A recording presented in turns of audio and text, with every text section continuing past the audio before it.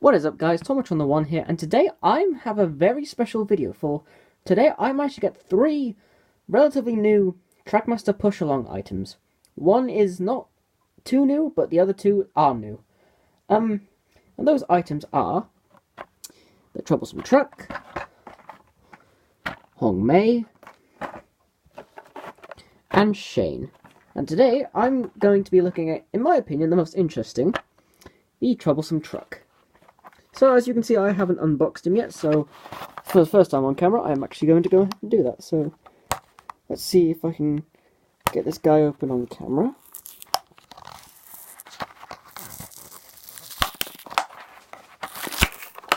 There we go.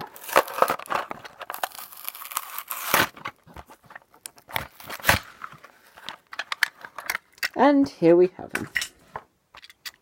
So, this truck is very interesting because there is already a truck that looks basically the same as this, but it was in Adventures.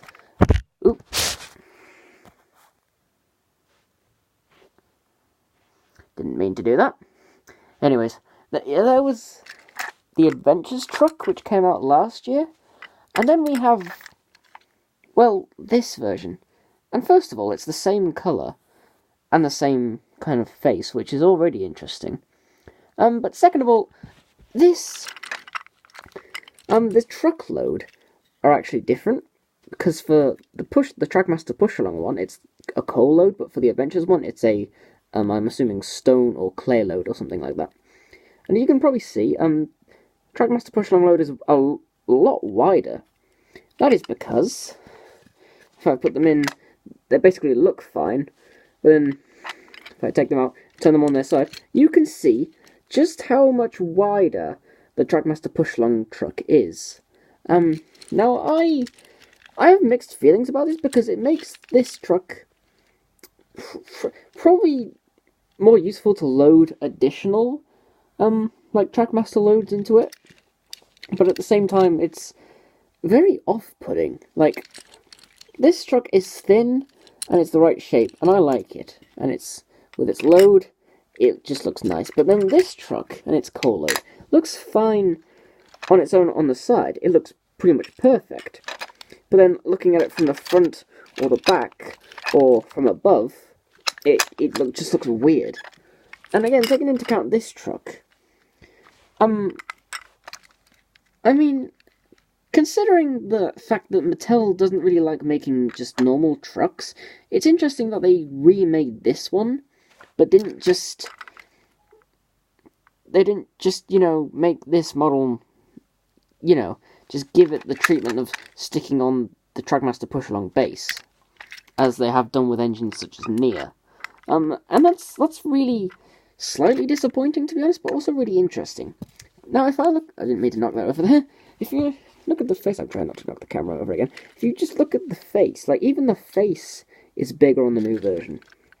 If you can see that. There you go.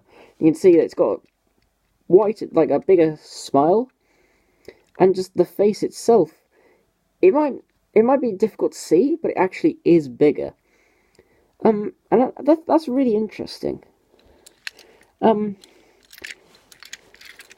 This truck actually is heavier than this truck, but even then, this truck is still fairly, you know, heavy for what it is. But like this, you would expect it to be quite heavy, but it's actually not. There's loads of space inside, so you could probably, yeah, you could stack the other truck on top of it, which is really interesting. Obviously I haven't detailed the buffers yet. Of course it's got the Trackmaster push-along coupling, or Trackmaster coupling with the hook at the front, and then the loop at the back. So obviously we've lost the ever so convenient Adventures couplings, where now with Trackmaster push-along, they are compatible, which I like. But Trackmaster push-along to Trackmaster push-along engines or rolling stock, they have to be a certain way, which I'm sure this was cheaper to manufacture, honestly. But anyways, so if I just go ahead and grab a Trackmaster push-along engine, just give me a second.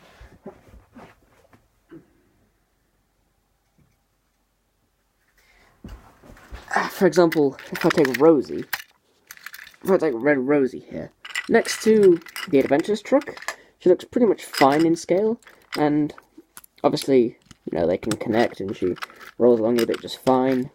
And now with the Trackmaster push-along truck, engines such as Rosie look a bit pathetic, to be honest. Like, the truck is wider than she is, which I'm pretty sure that's how it is in the show, but it's a bit excessive how much wider it is. Like, and like compared, the truck looks too big. It looks like the truck's dragging the engine along. I didn't actually mean to fling Rosie off then, but yeah, it's like the truck is powering the engine, which is weird. So overall, I think that the Trackmaster push-along Troublesome truck, it's more weird than good or bad. I recommend getting it because it's just so, you know, interesting how wide it is, because obviously the wheelbase is wider so that it can fit on Trackmaster track, but actually taking into the fact that you could probably just take the Adventures truck and slap on this base and just have the wheels protrude from the side a bit more. Knowing they didn't do that and instead just make this, you know, wide as it is very just interesting, and I recommend getting it. But at the same time, you don't really need it. Like, this truck, the Adventures truck, is pretty rare now because it was only sold for, I think, a year. But I think it actually came out in 2016. Well, it says 2013 on the base, but I think it came out in 2017, I meant to say. So you probably can't find this truck too easily now, but this truck, you don't need it if you already own the Adventures truck, but, you know, at the same time, you can't have enough Troublesome trucks. So I do recommend getting this. Just maybe wait off a little bit before you get it.